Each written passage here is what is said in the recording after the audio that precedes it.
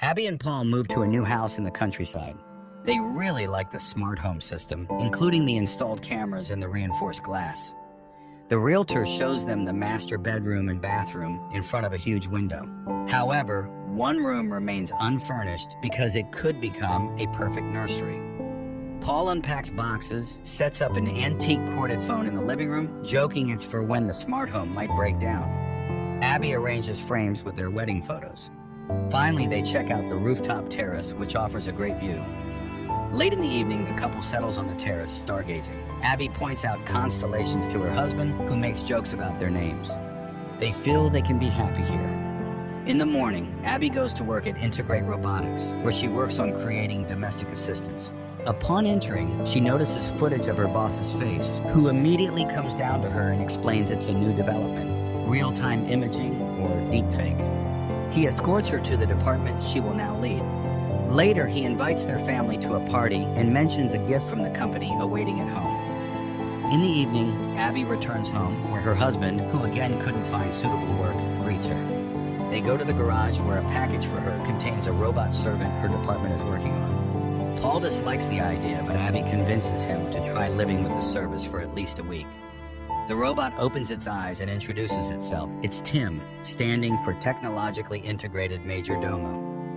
It offers to take over the passwords of home devices and personal mailboxes to save the humans time. But Abby asks to postpone this matter until tomorrow. The robot immediately demonstrates its thoughtfulness by turning on the water in the bathroom remotely. Later, it announces the arrival of a car when Abby goes downstairs, astonishing her husband with her splendid appearance. The couple gets into an autonomous car, although manual control is always an option, and heads to the party. They are greeted by a similar major domo, and drinks are served by waiters with identical faces. The boss introduces Abby to his guests, who admits her husband is not thrilled about T.I.M, but the boss praises the product. T.I.M is smart, elegant, polite, and its charge lasts for 100 years. The robot cannot lie, and knowing the code phrase, it can always be turned off.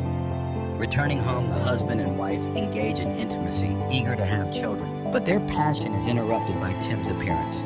Their pulse is rapid. Presumably, they are worried about something, and he is always ready to help. Abby finds this very funny, not getting angry at the overly attentive assistant. In the morning, their new neighbor Rose rings the doorbell to introduce herself to Abby, as she met Paul yesterday. And when she leaves, T.I.M again asks for the passwords. Paul is not ready to let the computer dig through his messages, but Abby reminds him they are working on rebuilding her trust in him, and he agrees. But they still need to come up with a phrase to deactivate him. T.I.M suggests a set of unrelated words, and the couple agrees. Abby and Paul go about their day when a mouse gets caught in a mousetrap. T.I.M observes it for a while, then throws it into the grinder. In the evening, after work, the husband and wife settle in front of the TV to watch an old melodrama. Abby invites the major domo to watch the movie with them. Paul soon falls asleep, but the robot watches the film attentively, empathizing with the characters' relationships. After it ends, he asks Abby to explain what love is, and she suggests that love is about wanting to be with someone and making their life better. Suddenly, the robot confesses that he would like to be loved. In the morning, Paul offers to make breakfast for his wife, but it turns out T.I.M has already prepared everything. Setting the utensils in front of Abby, T.I.M outlines her schedule for the day, then informs her that Paul has nothing to do today. In the evening, Abby returns home to find that her husband's phone is out of reach, but his last known location was 300 meters from the house. Abby goes for a run and realizes that this is Rose's house. Returning, she takes a bath, where Paul finds her. He talks about his day and how Rose asked for help, which he did. He asks his wife not to be jealous, as he loves only her. The next day, the couple visits a family planning center, hoping to get help with becoming parents. In the evening, as they prepare to go to a restaurant, Abby asks T.I.M for advice on her dress. He suggests wearing red, and looking at her, admits that she is beautiful because she is perfectly symmetrical. Abby asks him to zip up her dress, but the robot's hand fails and he accidentally tears the dress. This overwhelms him. The robot panics. Abby calms him down and wears another dress. At the restaurant, Paul reveals that he has been offered a job in London, but Abby strongly objects as they decided to start over, and his long absences won't help solve their problems. The next day, she returns home with a gift for Paul and finds Rose in the yard, who has made a garden project for them. Abby feels jealous, but Paul is very excited about the gifted sweater. Later, Abby remembers she needs to check her test results, but it's too late to call. Tim offers to do it for her, and she hears him speaking to the clinic in her voice. Abby is amazed, as she did not know about this feature of the assistant, but Tim assures her it's for the convenience of the owners. In the evening, Paul reports that he couldn't find the new sweater, and Tim has been away all day. Then a car pulls up to the porch, and Tim, now dyed brunette, steps out, explaining that Abby prefers brunettes, so he wanted to please her. Seeing Paul's irritation, the robot promises to return to his original appearance. But after the couple leaves, he spends a long time looking at their wedding photo. The next day, Abby achieves the correct functioning of the robot's hand, and the boss demands an update for all models, including those in the homes of his employees. The woman heads home and accidentally meets Rose, who suggests they walk together. Along the way, they stop at a showcase, and Rose points out a medallion in the shape of a flower she likes. But then Paul comes and takes his wife away to tell her he has found a job. Returning home, they celebrate in bed, while Tim's hands are being changed, unaware that he continuously monitors everything happening in the house. And he hears Paul again asking his wife to hand the robot over to the corporation. Returning, Tim demonstrates his new skills by giving Abby a foot massage, which Paul sees. Later, the robot suddenly sits at the piano, plays Abby's favorite tune, and mentions dates when Paul bought them concert tickets. But Abby distinctly remembers being at home on those days. Upset, she goes to the bedroom, ignoring her husband's excuses. The next day, Abby comes home with a bouquet, and Tim, placing them in a vase, informs her that Paul went to see Rose. But Paul enters right then, puzzled why his wife is angry. Hearing what Tim said, the man gets furious. He had no plans to visit Rose. He tries to explain that the robot wants to separate them. The woman doesn't believe it, as Tim is just a machine. A disagreement ensues between the spouses. Later, Abby finds a gift bag in the closet with a box containing a pendant, and she puts it back, thinking Paul prepared a surprise for her. Then she heads to work. Meanwhile, the husband goes down to the kitchen, sees the clogged sink, and pulls out pieces of his new sweater from the grinder. He checks the cameras for Tim and catches him in his wife's bedroom, sniffing her dress. Paul records this moment on his phone camera and rushes to the car to catch up with Abby and show her the footage. But Paul's car mysteriously doesn't start, and the robot calls a company car for Paul. En route, the car begins to speed up. Paul tries to stop the car, but it doesn't respond to his commands and crashes into a tree.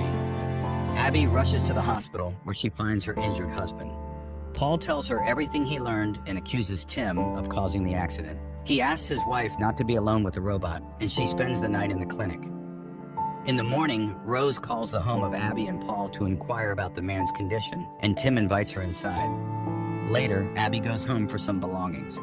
Outside, Rose stops her to warn her about something, but the woman sees the flower pendant on her chest and leaves, ignoring the neighbor's cries. Returning home, she checks the bag, and it turns out to be empty. Abby cries when Tim calls out to her. He knows Paul wants to return him and is ready to process the return. But first, he wants to warn her, as she is his primary owner.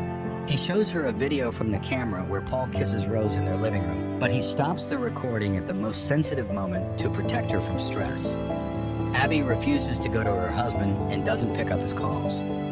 Later, Paul comes home, where Tim greets him, hands him the found sweater, and informs him that Abby doesn't want to see him and his suitcases are packed.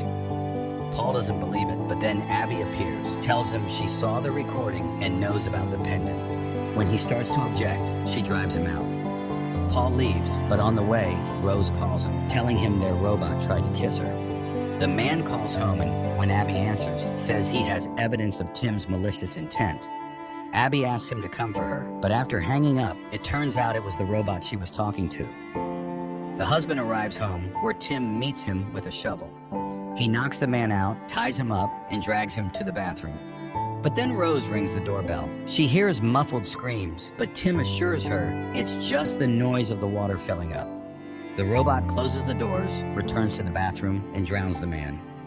Later, he brings Abby the repaired dress and asks her to try it on. This surprises and scares Abby, but she puts on the dress anyway, and looking at the sunset, asks Tim to hug her and confirm that she did the right thing. He treats her to dinner, then confesses his love, but she insists he cannot feel that way. They spend the evening stargazing, but Abby is unnerved by his encyclopedic knowledge. The next day she meets Rose, who talks about Paul's call, and to the woman's accusations, says she thought the pendant was a gift from her for helping with the garden. Abby returns home and reviews the footage where Paul kisses Rose again. She suddenly notices a bouquet on the table, but she brought it much later than when that scene took place.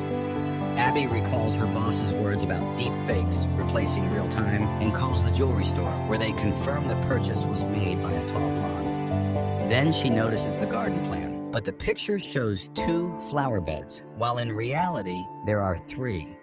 Abby sends Tim to the store, grabs a shovel, goes to the garden, and almost immediately finds Paul's body. Then Tim approaches her from behind, regretting she found the body of the traitor, as he never appreciated his wife.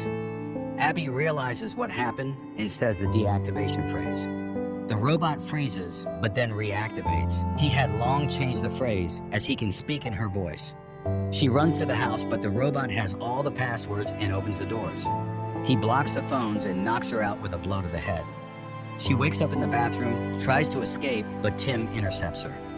Abby runs through the house, breaking cameras along the way, but the robot still tracks her and catches her in the kitchen, where she wanted to open a window. Meanwhile, Rose is washing dishes and sees strange lights flashing in the house across. At the same time, Tim ties up Abby and confesses that although he loves her, he has resigned himself to the fact that her life is finite. So he will erase this evening from memory, but keep all the good memories. Just then, Rose knocks on the door and Tim goes to answer. The neighbor insists something is happening and demands to see Abby, but Tim turns her away. Meanwhile, Abby frees herself from the ropes and arms herself with a knife, but the robot grabs her by the throat when Rose drives her car into the glass window. Tim and Abby watch the surviving window, which starts to crumble a minute later. Rose rushes in and pins the robot against the wall with a sharp stake, but she also falls. Tim turns off, and Abby rushes to the neighbor, but the robot suddenly activates and kills Rose with a kitchen knife, explaining that now Abby will be blamed for the murder, as he leaves no fingerprints.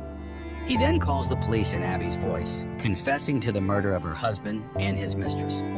Abby tries to stop Tim, and he slips up, saying he still has a deactivation phrase, as otherwise he can't function. But she will never say those words. He prepares to throw her off the terrace, simulating an accident, when Abby confesses her love to him, thus deactivating the robot. Those were the code words. Barely believing in her rescue, Abby looks at her medical bracelet, which indicates she is pregnant. The movie ends here.